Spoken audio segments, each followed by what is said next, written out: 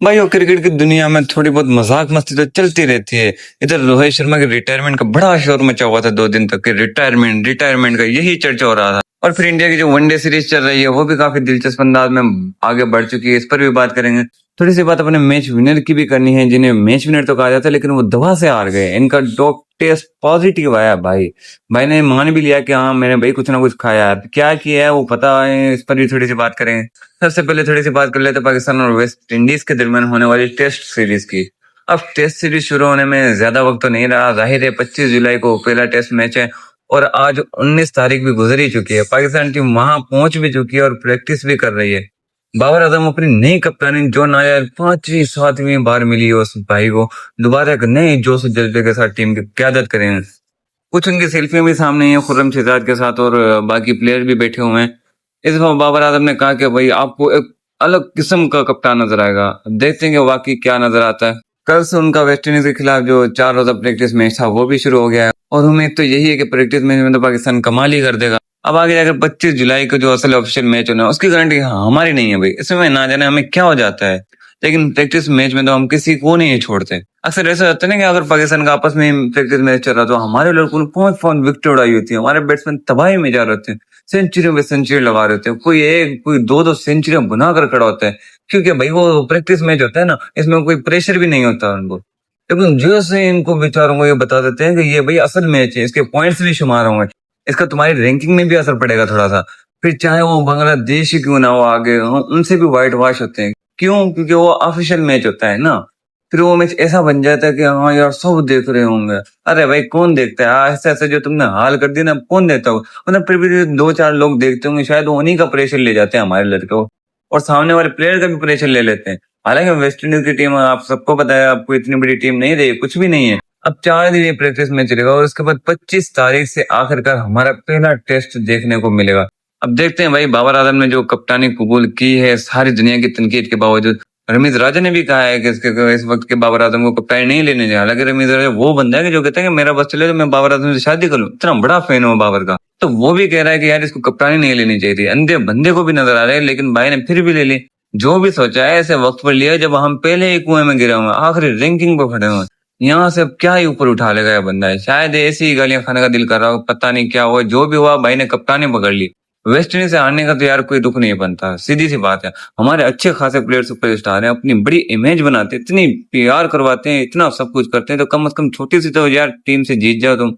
West Indies को इतनी बड़ी टीम थोड़ी है, होम एडवांटेज जरूर है उनके पास, लेकिन फिर भी यार हमारे जो बड़े बड़े नाम है उनका काम बनता है ना, तो कुछ ना कुछ करें। शान बाल है हमारा जो पिछले 3 साल से मेरी नजर में सिर्फ कप्तानी की किताब ही लिख रहा है और अंग्रेजी में प्रेस कॉन्फ्रेंस की तैयारी कर रहा है। 3 साल यही सोचता रहा है कि मैं अंग्रेजी में प्रेस कॉन्फ्रेंस कैसे करूंगा। वही रटे रटाए बेचारे का ध्यान है इधर ही चला जाता है। अब तो फ्री हो गए ना भाई, अब तो वो प्रेशर भी नहीं है, अब तो कुछ कर लो ना। अब तो कोई सेंचुरी डबल सेंचुरी कुछ तो करो ना यार, अब तो आपका करियर भी खत्म होने वाला है। जाते हैं तो कोई तो ऐसे कारनामा अंजाम दो ना कि हम भी कैसे क्या, हमारा भी शान मसूद था यार, पूरी जिंदगी अंग्रेजी के प्रोफेसर ही बने रहना है क्या?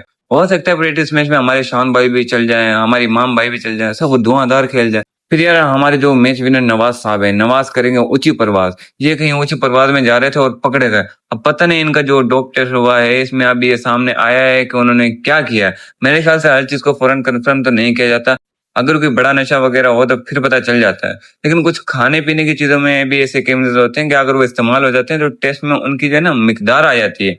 अब पता नहीं बेचारे का क्या कसूर है, गलती से कुछ खा लिया या वाकई आईसीसी के एंटी डोपिंग के कवानीन के खिलाफ वर्जी की है इसने, या फिर उन्होंने अपनी परफॉर्मेंस बेहतर बनाने के लिए कोई दवा ली होगी। हाँ भाई मैं सिर्फ क्रिकेट में परफॉर्मेंस की बात कर रहा हूँ और कुछ नहीं। जब हम छोटे होते ना शोएब अख्तर के बारे में सुनते हैं कि भाई पर पाबंदी लगी, तब लोग कहते कि उन्होंने कोई दवा खा ली है ताकि उनकी रफ्तार बढ़े, वो ज्यादा फिट रह सके, या ऐसे इंजेक्शन वगैरह जिनकी इजाजत ही नहीं थी, इसी वजह से उन पर पाबंदी लगाई थी। लेकिन शोएब अख्तर यार लेजेंड बंदा था, वो तो हीरा था ना यार। आप देखो ना, अगर आपकी परफॉर्मेंस अच्छी है और अगर आप ऐसे चक्रों में पड़ गए तो फिर तो लोग आपको याद रखते हैं ना।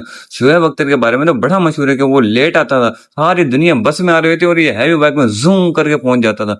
ये बात खुद भारतीय प्लेयर कहते थे यार। लेकिन क्या है, आज भी उसकी इज्जत है। क्यों? क्योंकि चाहे उसकी जाती जिंदगी में जो भी कुछ हुआ है, लेकिन जब परफॉर्मेंस की बारी आई है तो वो पीछे नहीं हटा। कहते हैं ना कि शेर का पत्ता मैदान में चलता है, जब लड़ने का वक्त आया वो बंदा बड़े बड़े मैदानों में खड़ा हुआ, बेहतरीन परफॉर्मेंस दी उसने। इसलिए छोटी मोटी बातें उल्टा उस पर ही सूट करती हैं। लोग कहते हैं कि ये डॉन था, इसके लिए सब कुछ आम थी। जो बंदा बड़ा काम कर जाता है ना, उसको ऐसी बातें भी लोगों को मुख्तलिफ लगती है।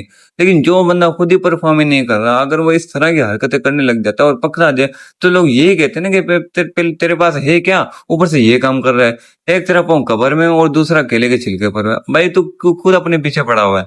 आईसीसी ने कहा कि तुम्हारा डोप टेस्ट मुस्बत आया है। पहले तो ये मान नहीं रहा था। जब 3 महीने की पाबंदी लगा दी, फिर खामोशी से मान, हाँ यार थोड़ा सा मैंने कुछ खाया। अब मुझे नहीं पता कि उसने क्या किया है, सिगरेट पी थी, कोई दवा खा ली थी, क्या किया। भाई तूने कौन सी 150 की रफ्तार से गेंद कराने की ऐसी दवा खा रहा है। मेरा नहीं ख्याल कि उसने कोई बहुत बड़ा काम किया होगा, शायद कोई गलती से उसने इसको पकड़ा दी होगी। बहरहाल भाई ने अब कह दिया है कि मैं रिहैब के लिए तैयार हूँ। उम्मीद है कि जल्द इस चीज से बाहर निकला। अल्लाह का शुक्र है कोई बड़ा मसला तो नहीं हुआ।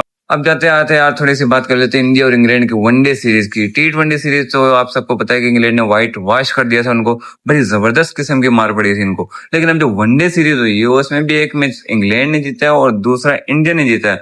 विराट कोहली पहले मैच में तो चला नहीं था, दूसरे मैच में खेल लिया, वो तकरीबन 65 रन किए थे, लेकिन रोहित शर्मा दोनों में ही नहीं चल सका। इसी वजह से उसकी रिटायरमेंट की खबरें चल रही हैं। 2 दिन तक इतनी खबरें चली, इतनी चली कि लग रहा था कि वाकई रिटायर हो गया।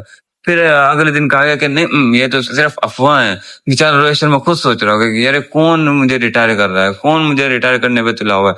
मुझे तो खुद नहीं पता कि मैं रिटायर हो गया हूँ भी या नहीं। ये भी अजीब चीज है यार, प्लेयर को खुद ही नहीं पता होता कि वो रिटायर हो चुका है, लेकिन पूरी दुनिया को पहले ही पता चल जाता है। वाह।